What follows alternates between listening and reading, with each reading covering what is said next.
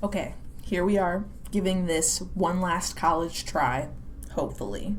The microphone's a little further from my mouth now, and here's me talking a little quieter. Hi, baby. I'm really sucking at this. Okay, anyway. Hi, everybody.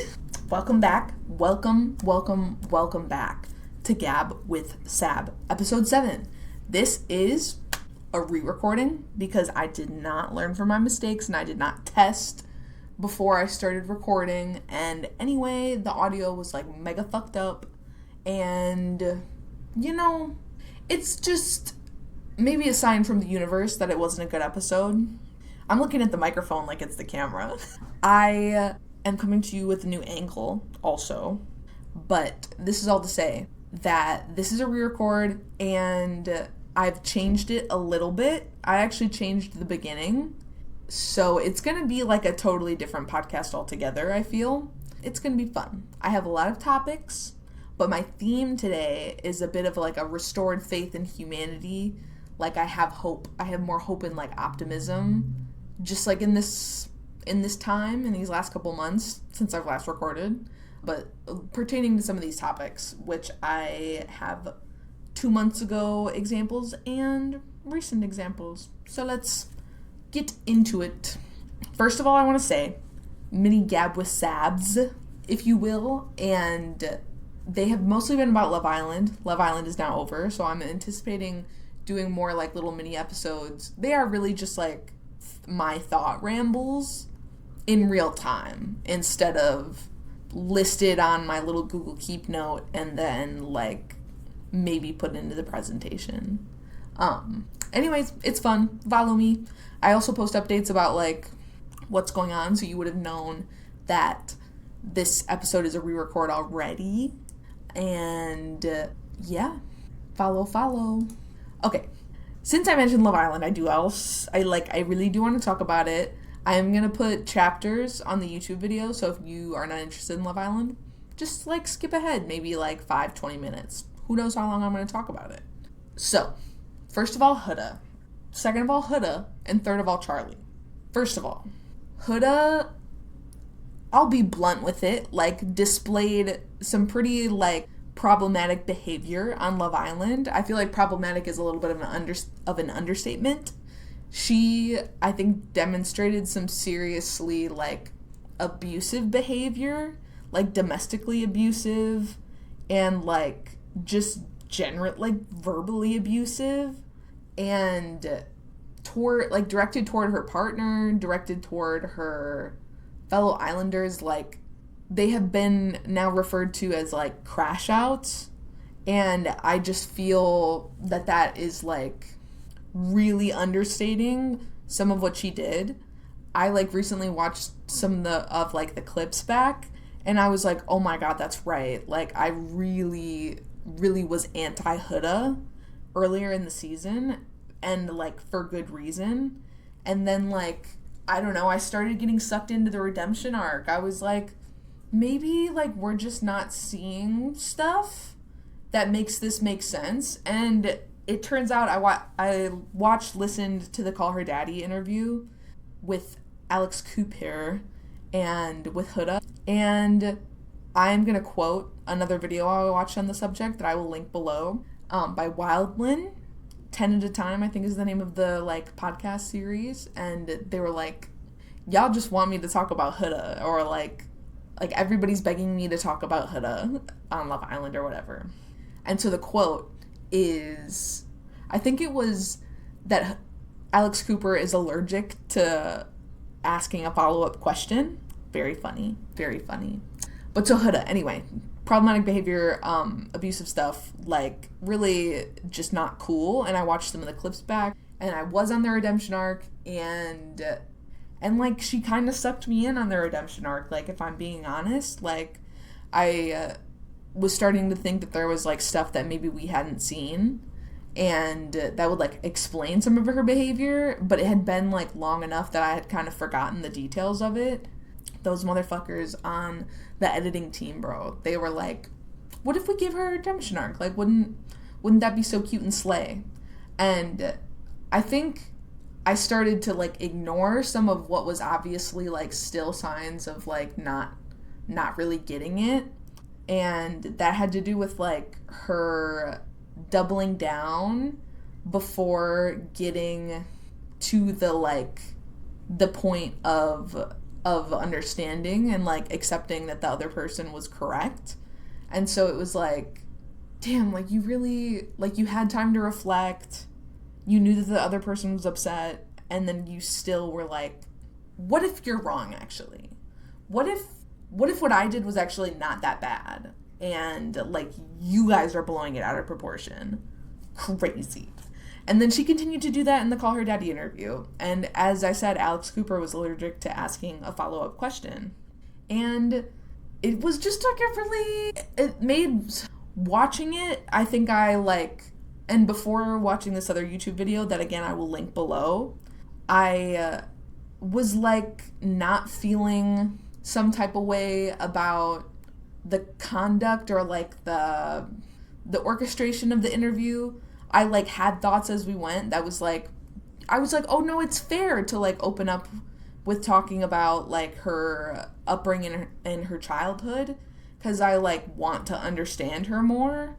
And so, like, I went into the video, like, really wanting to give Huda the benefit of the doubt and hope that she, like, demonstrated some accountability, and she really just, like, didn't. She kept, like, saying that she was taking accountability, but, like, the most that we got on the recording, and I'm assuming Alex, like, didn't edit this way, again, giving her the benefit of the doubt and her editing team, and her production team, whatever, that the most that Huda said to, like, take accountability was, like, was what I did the best thing I could have done?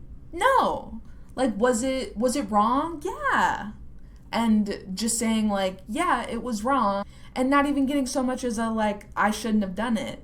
She's like, I did it because this, that, and the other, and it was just, like, I was like, she is like, really kind of in denial here, like, that what she did was wrong. Like, it seems like she is talking about taking accountability because she knows she has to, and I don't know, whatever. This video that I watched also, like, framed what she did in bed with Chris as sexual coercion, and I was like, that is actually really astute, because I was just like, why are you treating him like a child? Like, something about this feels really icky. And because and for those of you who don't know, so what Huda did in bed is she wanted Chris to cuddle her, and he was facing away from her, and she said that he was, like, pretending to sleep, but she was like, you need to cuddle me or I'm gonna be upset tomorrow, and, like, counted down from 3 like he was a child. And I, like, maybe because Chris is a man and Huda is a woman, and, like, the perpetration angle was different than I'm used to, or maybe I, like, didn't infer cuddling as, like, an inherently, like, sexual thing or, like, intimate thing, and even though, like, upon further reflection I feel that it is, but it really, like, hearing him or them say, like, that it was sexual coercion, I was like, oh my god. I was like, it super totally is. Like, and it just, and then to do the, like, it's coercion because she was, like, trying to, like, get him against his will to, like, cuddle her, and she was just, like, treating him ignoring her as, like, a dig and an assault against her, and that she was, like, out of other options in how to communicate. And I was like, girl, that should not be an option. And another thing Wildland said was, like, if you, like, you said you're talking to him how you would talk to a child, why are you talking to children that way? Like, you should not be talking to children that way. Which, like, I'm not gonna purport to be a parenting expert here on this podcast. I do not have children myself and was raised as an only child, so I was never, like, bringing up another human being. But I do think that that's a fair thing to say. It, like, feels kind of correct that, like, if you are having to like coerce your child into behaving with like, I don't know, manipulative language, like, and kind of like false threats, like, I don't know, something about that does sound wrong. And if that makes me a gentle parent, then like, I don't care. I think.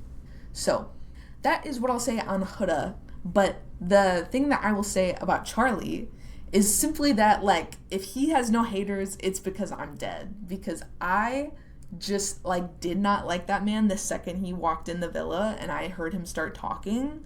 He is just, like, such a bro.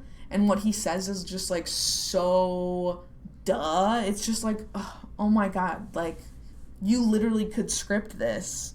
Like, this behavior is weird. You are, like, never surprising me in what you say. And I famously love, like, surprise. That is my favorite kind of comedy. So when he makes a joke that's predictable, I'm like, ugh, disgusting. Get him out of here. See ya. I just like a more creative person. And so because of that, I'm a hater. Am I going to go comment death threats on his videos? Obviously not. Obviously not. That would be outrageous. I'm a hater from a distance. That's my truth. Okay, next. Actually, I want to make sure that this is recording good. I'm just like a little paranoid about it, and so it's only been 14 minutes. Okay, I'm gonna end it and start another one. Should I? Oh my God, I don't know.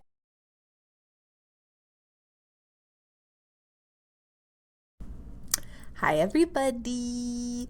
This is me saying this episode is brought to you by this little piggy. Let's try to get some better lighting on that. This is Petunia. Hey girl. She was sitting right next to the camera while I was recording, and so me and Bestie, shout out her. Back to the episode. Okay, we are back. We are super back. The next thing I want to talk about that I've been doing that has restored my faith in like myself is setting realistic daily goals. And so I was formerly setting like, I was planning on getting like more than one big thing done in a day.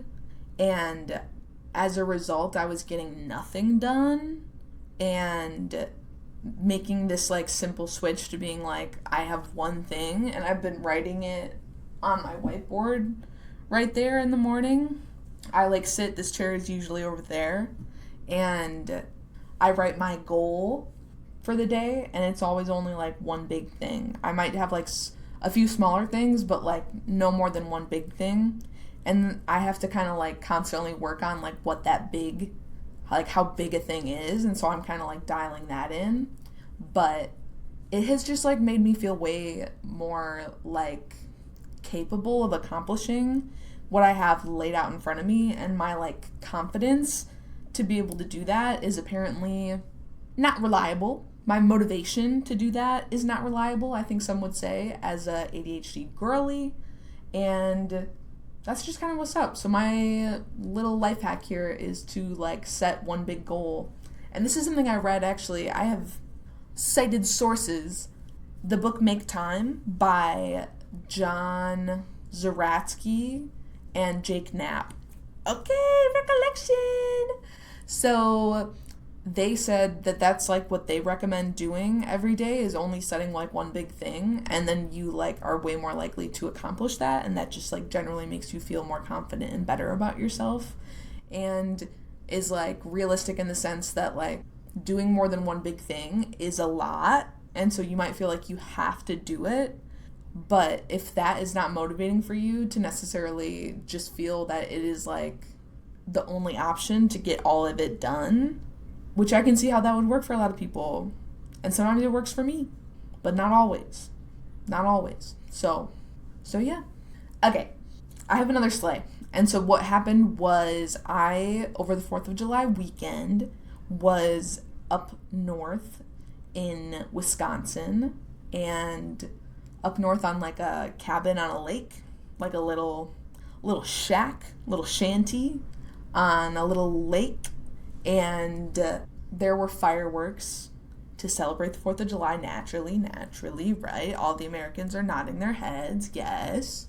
And so we did not light off any fireworks, but there were people on the site immediately next to us. It's a beach. It's like a just big lot full of sand. And so anyway, so the people were shooting fireworks off from there, which is like totally cool. But they were doing them like really straight up in the air, and some of the ashes and stuff were like falling into our campsite, like big ashes and some like embers. And so my family was all being like, oh my God, like that's, they should know better than to do that or something, like this is so dangerous and blah, blah, blah. But then they're like, you know, should we like kind of not trying to like solve the problem, but just like complaining about the problem. Hey guys, love and light to you. Love you so much. I'm not trying to say this as a dig, but I had what felt like a stroke of genius, and it was like, what if we just told them that? Like maybe they don't know. And so I walked over there by myself and I was like, hey, I'm from the next site over, and I just wanted to let y'all know that there are like ashes falling into our campsite, and it just like is a little bit scary, and I just like figured you guys probably wouldn't be able to tell, and so like I just wanted to let you know, and that's it, yeah. And they were like, oh my God, say no more. Like very cool. So they were very cool about it, but I did have like a quite long section where it was only me speaking. And so anyway, they ended up like angling their fireworks out more over the lake, and it was great. And then we were like cheering for them, and we were like, slay, thank you. And so I was just like a really brave girl. I was just very courageous. And then my family was like affirming me the house down. Like my family was affirming the fuck out of me. They were like, oh my gosh. They were like, did you know what, like they were telling other people who were like inside or something. They were like, did you see what Sabrina just did? She just did this, and like, they're like, you should be so proud of yourself. And so getting affirmed by my family is like such an interesting experience, because, and they've like affirmed me more recently too in like who I am, and like seeing that I'm like coming into myself, and they're like, you just seem, you know, like you have got a grasp on who you are and are like living in that truth basically. And I was like, oh my God. At first I was like, you don't know me. Like, what are you even talking about? And then I had to be like, these people actually have known me for my entire life. And that is a long time. Like 27 years is a long time. And so even though we are different, I was like, they don't get me, basically. To my family, if you're watching this, I love y'all. But I just like for some reason doubted that. And then I don't know, finally had the like while this was happening, I was like, this is kind of nice. Like, what if I reframed this as being kind of nice? Like, why am I sitting here trying to be like abrasive or like, I don't know, just doubtful when like I could accept the love? Crazy. So anyways, that happened over the 4th of July. Fireworks slay. Next, I have an update about Interval, the coffee shop that I formerly worked at. So the update is that we did a public demonstration, which looked like about 8 of our like former employees and some of the union representatives, and then a press person, like somebody who wrote an article about it. And they like recorded audio of like the whole engagement. And we were like, hey, we rolled up to his like other third location that was not ever like open to the public, but we were like, undoubtedly like that's where he is with like all the stuff. And so like if we want to catch him and not like go roll up to his house, like that would be ideal to not do that. That's like a bit, I feel that is a bit threatening. Like, but have I thought of egging his house? Obviously I haven't done it. Let the record show that I have not done that. But anyways, we rolled up on him and we were like, hey dude, we are not cool with the fact that you have not paid us back yet, like what you owe us. not paid us back. I guess, like, we're kind of all giving him a loan right now, if you think about it, because he didn't pay us our last check. And so he's just like, hey, thanks for giving me that no-interest loan. And we rolled up and we were like, that's not cool. We have, like, a letter here asking that you make haste on that. Like, it's been several months now. And saying, like, by the end of the month, which was at the end of June, at which point it had been 2 months, several months. And we were like, okay, pay us by the end of June. And then we all give, like, a personal testimony to, like, the ways that his actions and, like, lack of communication has, like, hurt us and, like, been to our detriment. So we were, like, being very specific about being like, dude, your fuck up, like, was not just an inconvenience. Like, it has put people into credit card debt. It has, like, this could have been something that, like, caused somebody to get evicted. You know what I'm saying? Like, it was over, like, this was the check right before rent being due at the beginning of the month for, like, most people, right? And it was just, like, so whack. And then we were also like, this was a community that we built that, like, it was not like you gave us this community. This is something that we all, like, have worked extraordinarily hard to cultivate, and, like, a culture that is palpable, and one that was very much like a third space, and like it was a second space for, I guess, to those of us who are working, but it usually served as a third space as well, and a third space for a lot of other people. And so we were like, the fact that you just, like, threw that away and didn't even fucking send a Slack message to tell us that, like, we had to see the for lease signs up. Are you fucking serious? Like, I understand that you are, like, ashamed, and that is probably why you are, like, not communicating that to us, but that is no excuse to leave us in the dark on the matter of our jobs and, like, our livelihoods, and then to continue to not pay us. It's crazy. We were all rooting for you. How dare you? I told the press person to quote me on that. I said, if you could throw that gif of Tyra Banks, like, I would like that to be my contribution to the article. And so they were like, haha, maybe on Twitter. And I was like, okay, whatever. So anyway, that's the interval update. We did that. He, like, after we said that, he kind of, like, floundered around and was like, continuing to make excuses, like, doing his little dance. And, which I think I say that with love. Like, Brian, dude, if you're listening, like, hey, this is how I feel about it. Anyway, I'm not trying to, like, say that to say that I'm not trying to, like, keep it from him. Like, if he saw this, I would, like, stand behind what I'm saying. I still am looking at the microphone like it's the camera. So ridiculous. But so anyways, yeah, I'm pissed off about it still. It's been a couple months now since that happened. I guess it's been, like, a month and a half, because we did that in, like, the early part of June. And, yeah, he still hasn't paid us. At this point, we're, like, not expecting him to. He has, like, said that he's doing everything in his power to be able to, like, raise the funds necessary to pay us back. And we did see he listed one of the cafe items on Facebook Marketplace. Okay. Hope someone buys it. Like, whatever. So, that is the interval update. If you want to talk more or ask more questions, feel free to do so in the comments. I have no intention of, like, keeping this tight and quiet. I have no intention of, like, blowing this out of proportions. But, like, this is earnestly what's happening, and I don't think, like, lying about it or keeping it a secret is, like, to anybody's advantage except for Ryan's.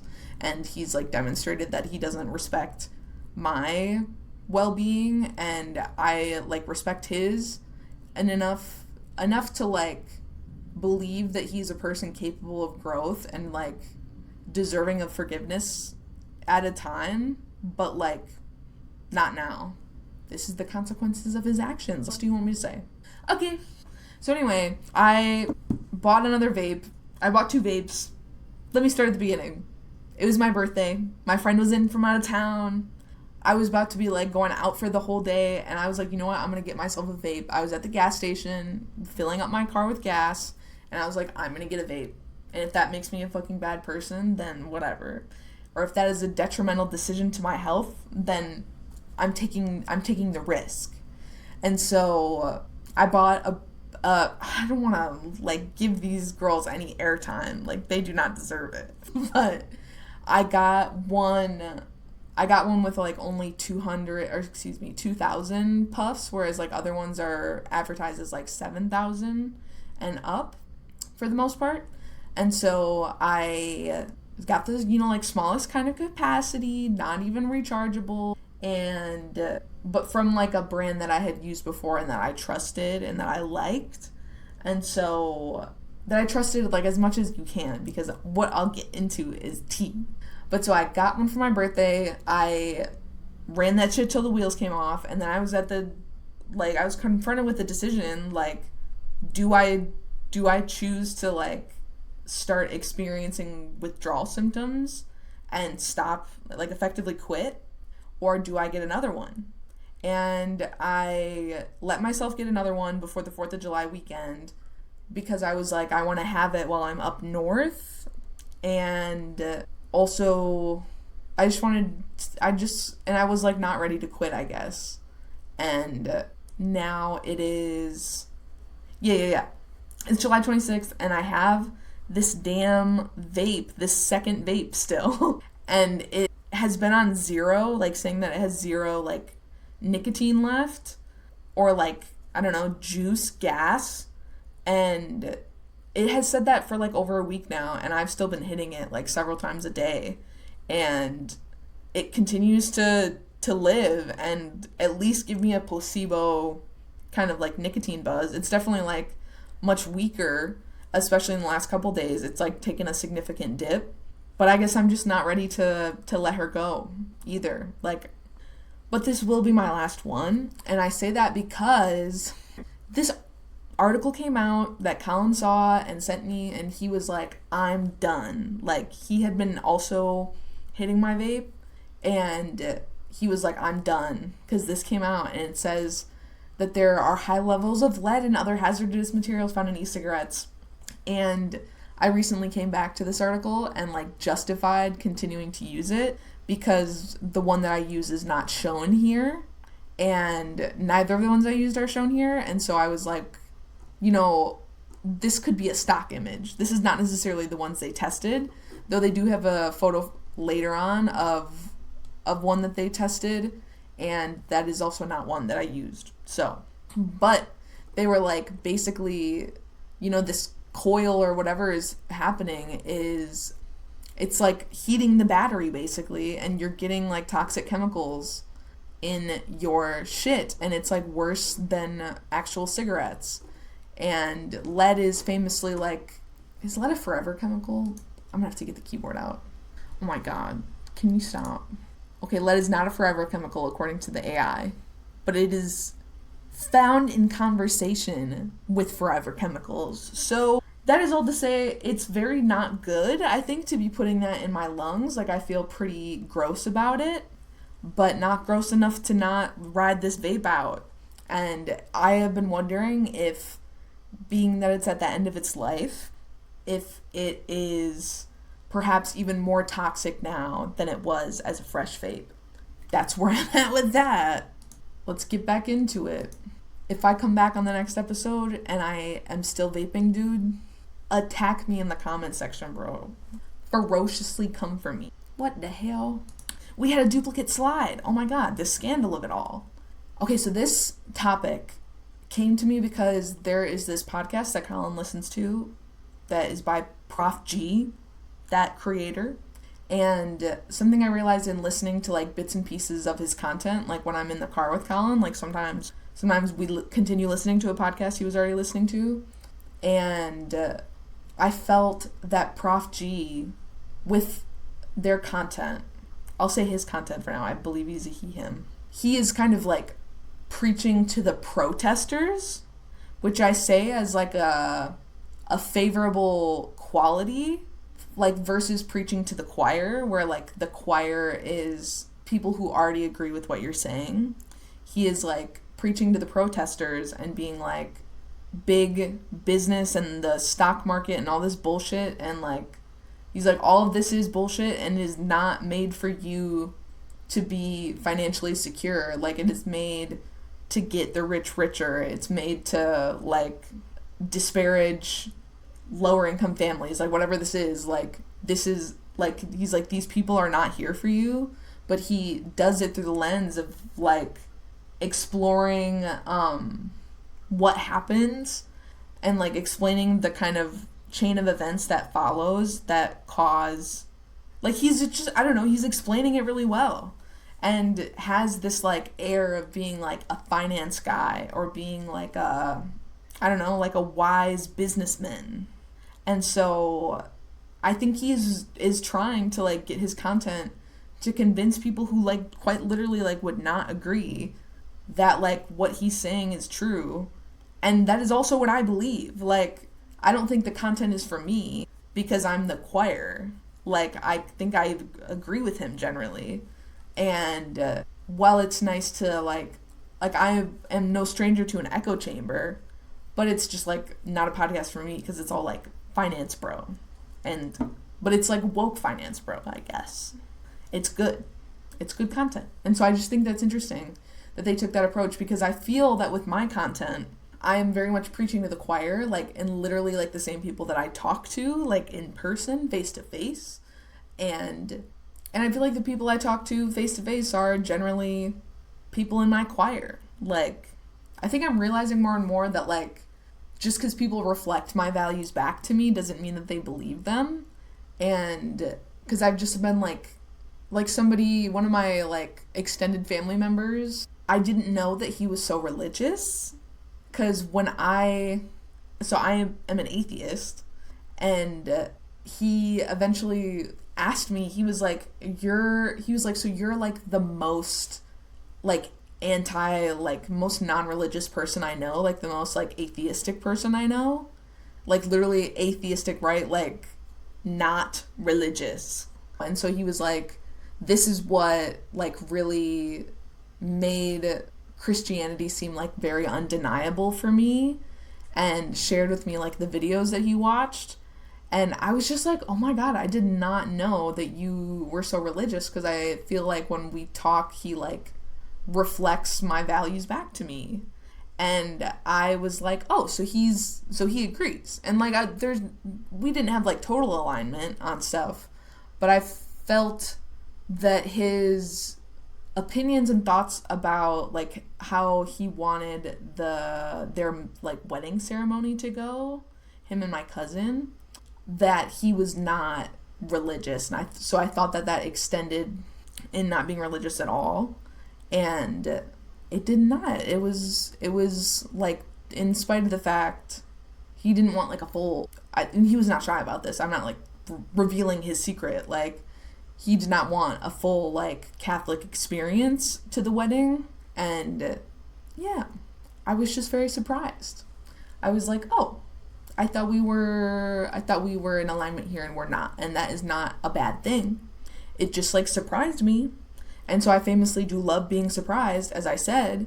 But so I do famously love being surprised, but it is quite jarring when I think I'm preaching to the choir and then I realize I'm not. I'm like, oh my God, I didn't realize I was on stage, guys. Like, I mean, I always thought I was on stage, like, I'm an entertainer, but, like, this is not who I thought I was talking to. I thought we were all friends here. No, they are all my friends. To my family member I'm talking to, shout out, miss you. So shout out Prof G. And you know what?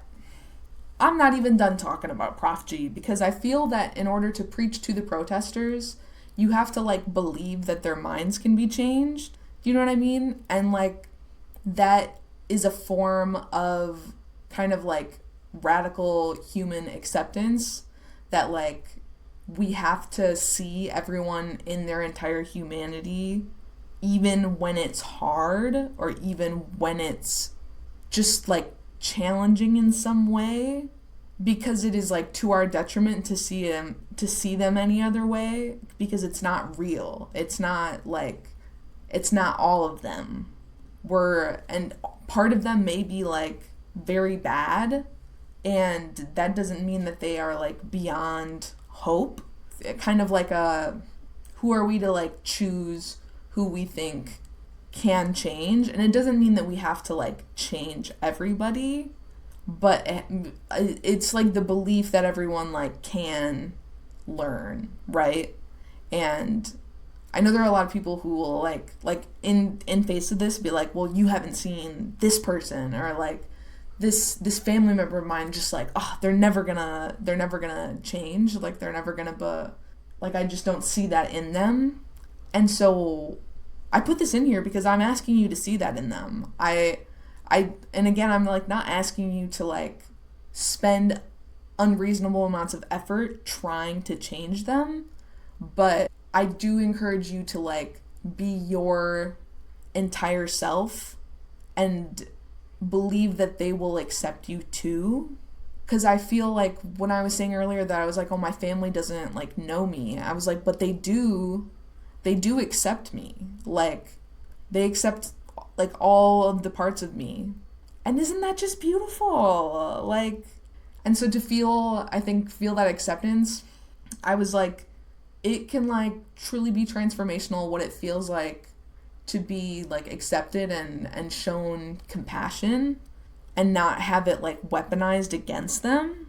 It is just really transformational. And so like I was also trying to exercise this on the like Love Island participants, because I was like, and this is what led me to be like a Huda redemption arc enthusiast, and what led me also to like take her interview in the way I did.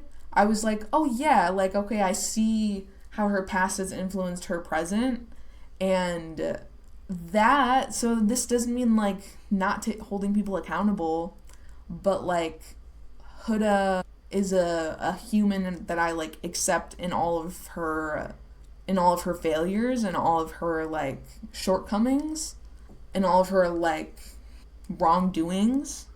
And do I think that she would like show me that acceptance back? Like, it doesn't seem like she's capable of that right now, dare I say, and that's okay, because I think that she can get there, and I see that for her, and so that's great. Do I see that for Charlie? I don't know.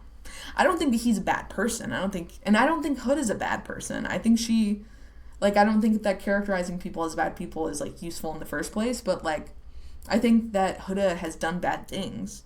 I have also done bad things.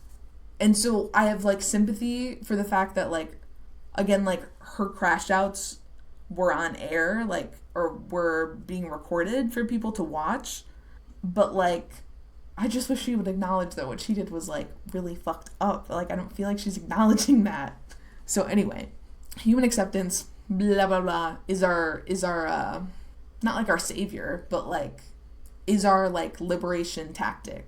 Like, human acceptance is how we're gonna get her done. I don't know, how we're gonna move forward as a people, whatever. This will actually tie into this topic, but we're gonna take a small break to re-up on some water and talk about today's sponsor.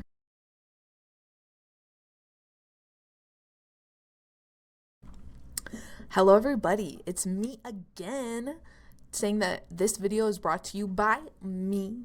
Shout out to me, because I tested my audio beforehand. I tested it a lot. I tested it like 7 times just to be sure, and now we have good quality audio. So like, love, yes. Woo, woo, woo, woo, woo. Okay. So we were talking about human acceptance and how that can be like really transformational in a community. And so I feel I'm going to stand on a soapbox here, okay? Okay, I was looking at the microphone like a camera again, and say that bonnaroo and like, you know, festival culture in general, the parts that are not problematic, the parts that are more like this mutual aid and like trading culture, are just like so slay. Like, it's just so refreshing, and like this was a big like restore my faith in humanity moment to like experience Bonnaroo for the second time and have it be similar to like my experience at Electric Forest the first time. I've only been to Electric Forest once, but it was like I went to a festival and it changed my life. Like it was like transformational in that like I had never been shown kindness from like all angles like that, just kind of like without any expectation of it in return. And it was just like really, really, really cool. It like makes you be like, oh, I want to help other people. I have that innate desire. Like, interesting. And so this made me feel like a bad bagoo girly after all. I was like, value misalignment, bro. I'm putting the bad bagoo story into my type 5. My type 5 is currently sitting with, my type 5 is, I've only heard other people say this, but I don't know if it's like a common colloquialism in comedy, but basically it's what you could do for 5 minutes, like a little 5-minute set, a type 5 minutes.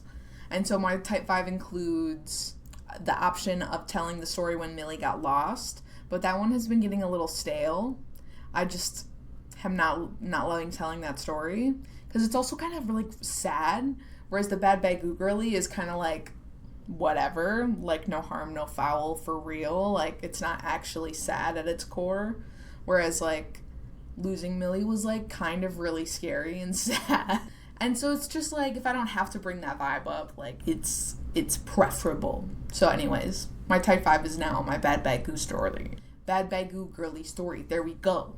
I feel like I'm not talking enough about this. Like the mutual aid and trading culture that was there was such that not only are there like little people put out little boxes or containers for people to like exchange things in. So it's like a take one, leave one. Oh my god. So it's like a take one, leave one vibe. And that is really cute. But also like we ended up on a campsite and like having kind of a rough time. Like I won't get into all the details, but like basically my friend was screaming, crying, throwing up. Like maybe not screaming, but she was crying and throwing up. That's for sure. Thankfully not at the same time. Oh my god. Imagine. But so we were at like these random people's tent and they took such good care of her and of me. They were like, you want a drink? You want a bong hit or anything? And I mean, that is like the least interesting way that they took care of us. Like they had plastic bags ready for like to be puke vessels. They had like an ice pack that they put on her neck. Like they really like broke their backs to like help us. But it seemed like no sweat off their backs. Like it was just really nice. And so I ultimately think like that's something that I would do to an extent. Like offering up my bed, I probably would not have. But then again, like in that situation, if I saw someone like really struggling and suffering, I might be like, yeah, like you just need something better. Like I'll be able to figure it out. But like you have a need right now, and it's not a want, it's a need. Like you're kind of in a dire situation. And so that's the kind of culture that was at Bonnaroo, and I really like that. And that's what like makes going to that festival feel special, or like I don't know, it's very different than going to Summerfest, for example. Like that kind of culture is not there. There is like a hey, we'll help each other out, but it's like, I don't know, even, it's kind of similar to Lollapalooza, that it's like a little bit cold. Like you're not really interacting with a ton of other people. There's not like a lot of like bracelet exchange moments happening, if you will. So, if you haven't gone to Bonnaroo, big recommend. It's like just a really like positive experience, I feel. It like was raining there for a long time, but like the girls pulled out tarps and were doing slip and slides. Like it's very much like a make the most of it, like make the best of what you got, and like trust and like safety. So anyways, I feel now that I have exhausted this topic. Moving on. Speaking of music, bro, I went to see Hozier at Summerfest. Oh, I'm gonna like dip into my Brittany broski bag. I just loved it. It was so good. It was so good. And like obviously I expected it to be so good because of like the acclaim from somebody like Brittany Broski, where I was like, this like seems like it changed her life. Like, and this, it didn't like change my life because I expected it to blow my expectations. But something that he also like did during this that ties back into our theme for the day, which is, I'll give you a second to try to think of it. This is a quiz. Restoring faith in humanity. So he had a moment during the show where it was like he played more songs afterwards. This wasn't the end. Like, it almost felt like the end, but then he like played quite a bit after. He put like flags out and hung them on his microphone and stuff, and like took, I don't know, like 10 minutes probably to like talk about the different issues going on in the world at the moment, and doing, as cited by Brittany Broski, like using his solidarity because it costs nothing, right? Like solidarity costs nothing, and it's, you ought to do it. Like, so he really lived that in that way, and it was really cool. It was really cool.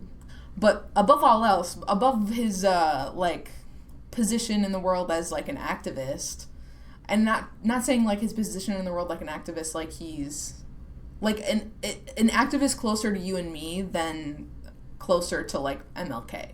You know what I'm saying? In terms of like acclaim for that being like his thing. Like, it's more like a just everyday activist. But anyways, he obviously has a bigger platform. But I'm beside myself. Basically, what I want to say is that Hozier is built for this. Like, watching him perform, I was like, this is what he's made to do. Like, this is his thing. Like, it feels so obvious that this is, like, happening. It's like, duh. I don't know how else to explain it. Like, it just feels, like, if I had to try to prescribe, like, something to it, it would be that, like, this is his calling. Like, clearly he has found, like, his purpose and what moves him, and what literally moves him, like, to act. You know what I'm saying? Like, to take action. And, God. It's just so special when you see that, and when it's, like, something so palpable, like music and, like, live performance. That's another cool thing about festivals, bro. Like, live music is so fun. And in the, like, festival format, you have not necessarily, like, all hardcore fans at a show. And I know that's not true of, like, all shows anyway, but, like, you have people who went out of their way for this one artist versus people who went, like, a little bit less out of their way for this artist. And so there are definitely people there who are, like, diehard fans, but there's more of this kind of, like, explorative energy around it. And it's, like, I don't know, it's vulnerable to, like, put yourself at a particular show when you could be at another show, or you could be at getting food, you could be like resting and recharging, but you have like chosen to show up at this show and like be present for it. And I don't even know what I'm trying to say anymore. I've lost it. I've lost the plot. I'm like the least high I've been all episode as well, and I just fucking lost it. So anyway, love Hozier, so good, so slay. And Nobody Soldier is going into my karaoke rotation. I think that would, I haven't tried it yet. I think I might try it like after this. See how I feel about it. Okay, thank you, Hozier. Brittany Broski bag, jumping out. And speaking of musicians who show their solidarity, something else I could mention about Hozier, to his like praise and like acting his values, acting his beliefs, is that his entire band was made up of like a very diverse crowd. Like, there was not, like, dare I say, there was not a white man in sight besides him. And I was like, wow, like, holy shit. And the people he had on stage, it was like 20 people.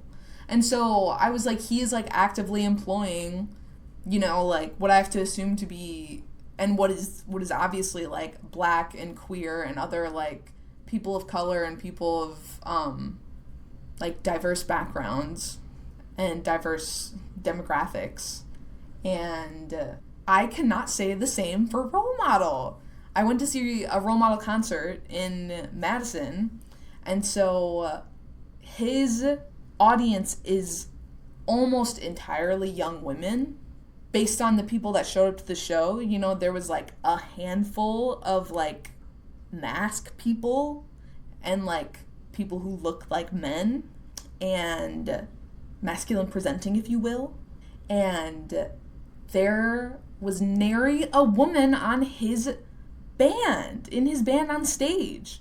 Like, the opener is a woman. Okay, yeah. So I'm wondering why of your 5 band members that you have on stage, none of them are women. None of them are even people of color. Like, I was just like, oh, so tell me how you don't take this seriously. Like, you don't take your allyship seriously.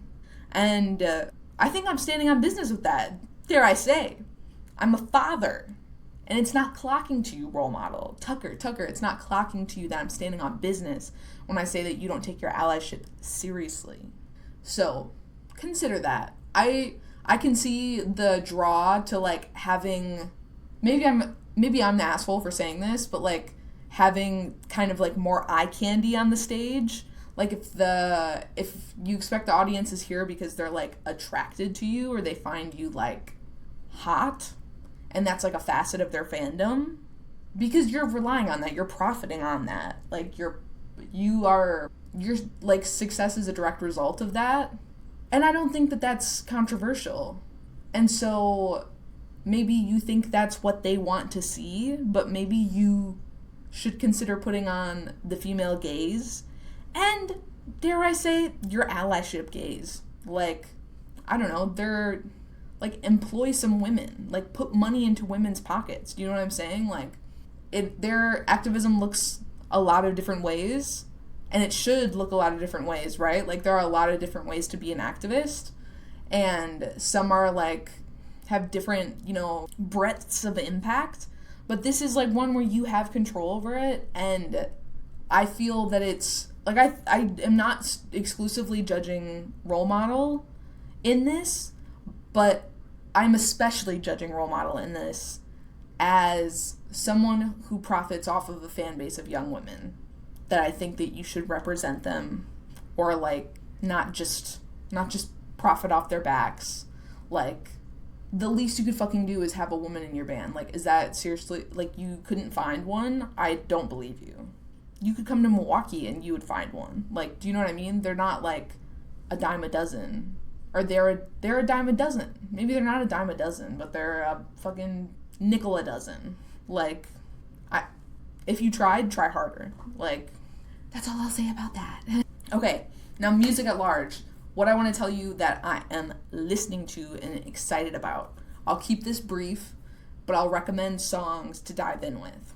So one of them is Tu Hollis. Tu Hollis feels like the closest I have found to Breakins that I also still like, and that is, like, doing something on their own original. Like, and according to, like, my understanding and my, like, perception of music, right? Like, I guess that goes without saying, but I like, Tu Hollis feels like he has carved his own lane, in the same way that I feel like Breakins kind of carved his own lane within this, like, hyperpop sphere, and, like, they have distinct sounds, and so I really have been liking Tu Hollis. I would just run his last album, like, from the beginning, Star. I think it, like, builds up and tells... To say it tells a story is, like, maybe... No, I think it tells a story. And so, it's not, like, a super poignant story, but it builds a world that you, like, follow along with. And it's good. I like it. If you're gonna listen to just a single, I would do Nerve. I just like that. I just like that song. I think it's... Because, like, at the end of the day, it's pop. And at the end of the day, it's hyperpop. And it's good. It's just good stuff. Speaking of hyperpop, I'm just kidding. Speaking of pop music, Addison Rae's album, I was eagerly anticipating it, given the singles, because I really, really, really liked High Fashion. And Diet Pepsi was really starting to grow on me. And now that I have Fame Is a Gun, like, I don't need anything else. Fame Is a Gun is so good. Is it Fame Is a Gun? Fame is a gun and I point it blind. Yeah. So, been loving that. It's a nice, easy listen, a nice, quick, easy listen. And so, I haven't been on it in, like, the last week, but, like, over the last 2 months, like, it's been a dime a dozen for, like, me playing it. The next artist I will talk about is Fairy Astronaut. Fairy Astronaut is a band that I represent. Shout out Ken Ken. Shout out Brady Mama. Shout out Mac Daddy. And they released an EP. They had an EP release party, and it was really, really, really fun. And it was a lot of work, and it was very fun to do the work. It made me be like, this is the work I want to do. Like, this work is fun. This other stuff is not fun. Doing this podcast is fun. I do like doing this podcast. So if anybody would like to pay me to do this, I'll talk about your silly little product, assuming it's not like a shit product. Like, I'll talk about it if it's good. And if you want to, like, send me some free stuff, totally open. My address is pretty easily discoverable on the internet, unfortunately. So just send it. Keep the poison and death threats to yourself. Thank you. Next, KMOE. KMOE. What am I trying to say? It's also in the hyperpop, like, sphere. But I think this album that they most recently released is a little bit more like sad boy, sad girl, sad them. And it's very, very good. Like, it feels like they kind of, like, shaped up and got their sound together. Or at least, like, a new iteration of it. You know, who knows what they'll do next. But it seems like they're dialing in. And so I think that's really fun to see. So I would give their whole new album a listen. And then on deck for me is the new Tyler album, the Don't Tap the Glass, as well as the new Giveon album. Have not listened to it. I'm sure I will really like it, but I just, like, gotta be ready to listen to Giveon. And I started listening to the Tyler album, truthfully, and I like it. I just, like, haven't been listening to music, and so I haven't been listening to that. And so, since it came out, because it came out, like, 6 days ago, on Monday. It's Saturday now. Saturday, July 26th. Saturday, July 26th. Thank you, Sabrina. I wanted to add another update to things that I'm saying. And so, oddly enough, one of the things I'm saying is some are saying.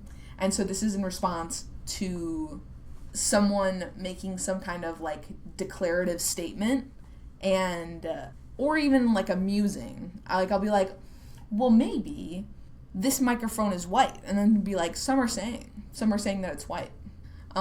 Like, some are saying that this microphone is white. Yeah, it's really, really good all the time. Like, I use it all the time. I feel like I'm not giving enough examples yet. I should have thought of some before I started recording. Sorry, team. It, like, gets more fun the more, like, ludicrously you use it. So, like, I don't know. She's a bitch. Some are saying. Or blinds are not resilient to cat hair. Some are saying. Some are saying that that's true. And you know what? Some are saying. And you know what is another thing that I've been saying? It's good. It's a good little filler word. Another thing I'm saying is trying to come up with situations where there is, like, some kind of similarity. Like, you're talking about, like, a celebrity or even, like, my friend, and we have some point where we can, like, relate, and then I'd be like, you and me, we're not so different. But what makes it really good is when you do that, when it's, like, an inobvious, like, relation, unobvious, a, like, I don't know, a looser relation, so then, like, you can specify, like, why we're not so different, or, like, be talking about, hey, I have this experience, so, like, you know, me and Hailey Bieber, we're not so different. I don't know why she came to mind. I think I have some stuff in my watch later. It's, the new Nicki Nasty video, the new Nicole Raffi video, is about Justin and Hailey Bieber and Selena Gomez, and I feel like I've already watched enough content about it. Like, I watched the Ashley Norton video, and so I don't know if I'm gonna, I'll watch it with Colin maybe, because Colin likes Nicki Nasty now. His road to allyship, you know what I mean? Getting him to watch creators who are women. Not getting him to, but, like, I don't think he watched a lot of women, And I feel like Nikki Nasty being introduced in there is, like, pretty significant. Like, it's a pretty significant difference.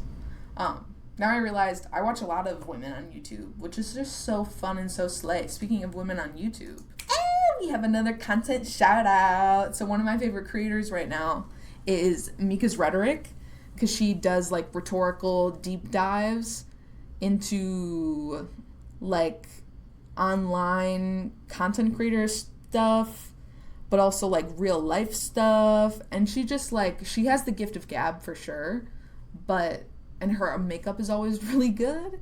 And she has, like, a 4K camera, but it's, like, just her face. And she's so brave for putting her face out there like that. Like, I say that because, like, obviously her skin, like, is not, like, perfect. And it makes me be like, oh my God, I don't have to have, like, perfect skin to put my face on the internet. Like, she genuinely just inspires me in that way. And I'm sure she's not trying to do that. She's just, like, literally doing her thing. But that made me be like, oh, I don't need to be, like, freshly showered when I record the podcast. Like, I don't need to put makeup on to record the podcast. So, like, right now I am not freshly showered. Right now I do not have makeup on. So, shout out to her. Her videos are just very funny. Like, I think they're very funny, but they're also, like, very educational. And so she has, like, a master's degree in teaching. And so she has a particularly, like, interesting perspective when it comes to stuff that involves kids and kids' well-being and, like, stuff like homeschooling and all that jazz. So, shout out to her. Go subscribe. And that's it. Fin. It is fini. Who's to say what language that is? Certainly not me.